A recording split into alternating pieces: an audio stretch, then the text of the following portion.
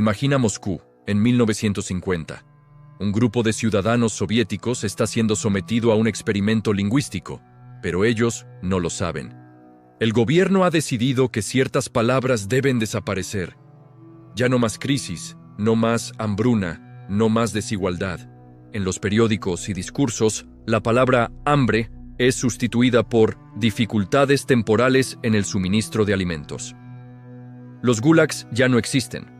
Ahora son centros de rehabilitación laboral. Y los fusilamientos se llaman ajustes necesarios para la estabilidad del pueblo.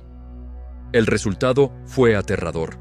Cuando los investigadores preguntaban a la gente si había hambre, muchos respondían, no, solo estamos pasando por dificultades. El lenguaje había cambiado su percepción de la realidad.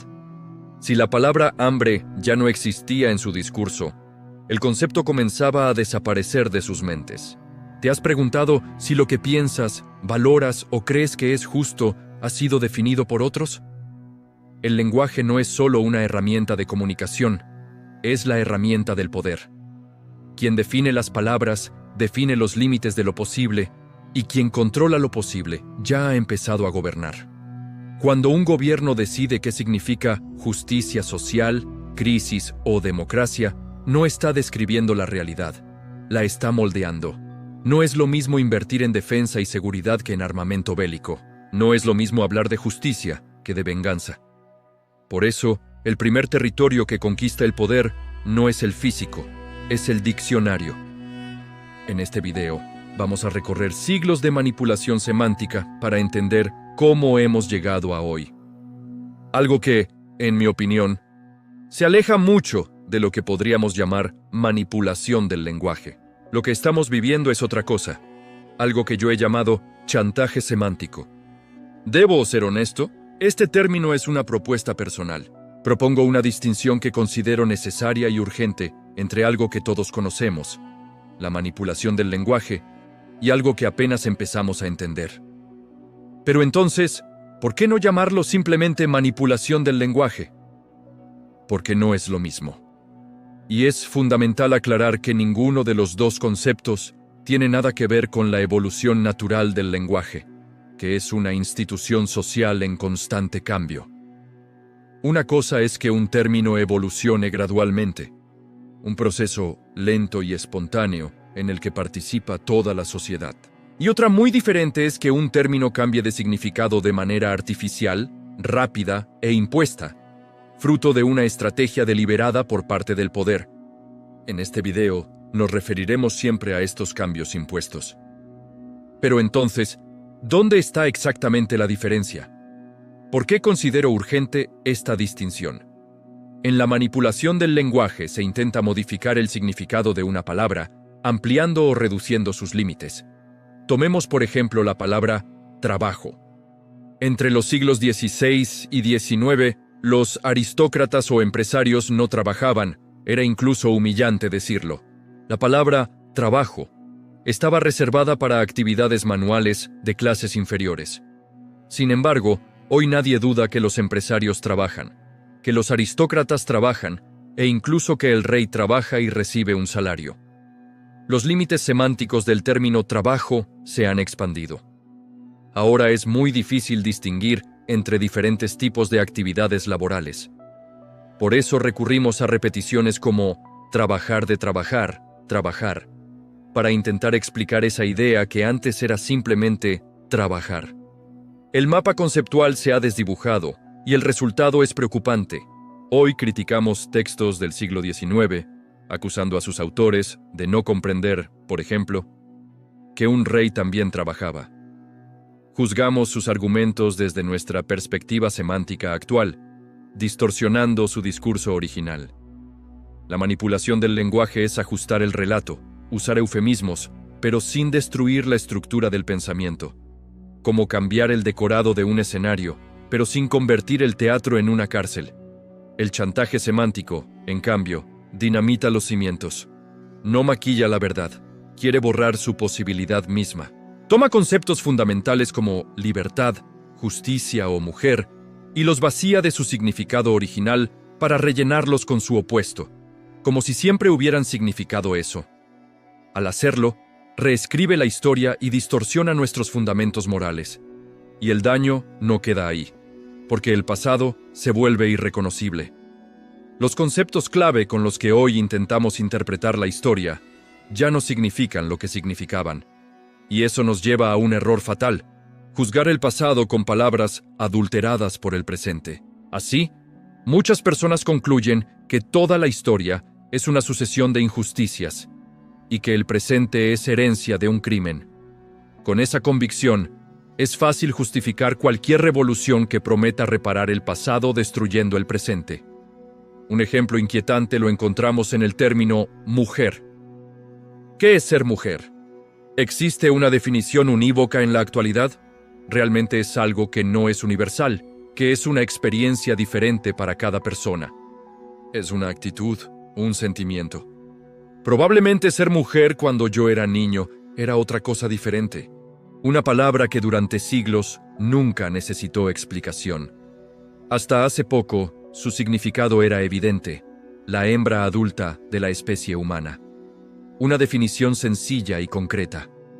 Pero hoy, bajo el efecto del chantaje semántico, esa palabra se ha convertido en un concepto líquido y moldeable, todo y nada al mismo tiempo. Y quien se atreve a preguntar qué significa ser mujer puede ser acusado de violento. Ahí está el truco. Cuando una palabra tan elemental deja de tener un significado estable, se intentan borrar los marcos de referencia que nos permiten entendernos. Porque si no sabemos qué es una mujer, ¿cómo sabremos cuándo ha sido discriminada? ¿Cómo aplicaremos la justicia si no podemos nombrar con claridad lo que queremos defender? Si el lenguaje colapsa, el derecho se vuelve arbitrariedad, la ciencia ideología y la verdad delito. Al vaciar de contenido la palabra mujer, también volvemos ilegible el pasado. El feminismo parte de una premisa: las mujeres han sido históricamente discriminadas. Pero para afirmar esto, necesitamos saber quiénes eran las mujeres en ese pasado. La respuesta es una: la biológica, la hembra humana adulta. Ese era el criterio. Por su condición biológica se les negó el acceso a derechos. Y sin embargo, ahora se intenta destruir ese mismo concepto para reemplazarlo por una definición ambigua, subjetiva. Entonces, ¿cómo vamos a interpretar la historia? Se acusa a la historia de haber sido injusta con las mujeres mientras se borra la definición de mujer que permite hacer esa acusación. Se reclama reparación mientras se dinamita el concepto que hacía posible la injusticia. El chantaje semántico no solo reescribe el presente, reprograma el pasado. Puede hacer que una causa justa pierda su legitimidad. Quien controla los porqués, controla qué se considera justo o legítimo. Se convierte así en tiranía moral encubierta, una que no necesita cárceles, solo diccionarios y tiempo. Como decía Orwell, el que define las palabras define el mundo. Esto sucede con otro término emblemático: justicia social. Suena noble, pero al examinarlo, vemos que ni es justicia ni es social. El concepto clásico de justicia es la voluntad de dar a cada uno lo suyo, lo que le corresponde por derecho, no por decreto.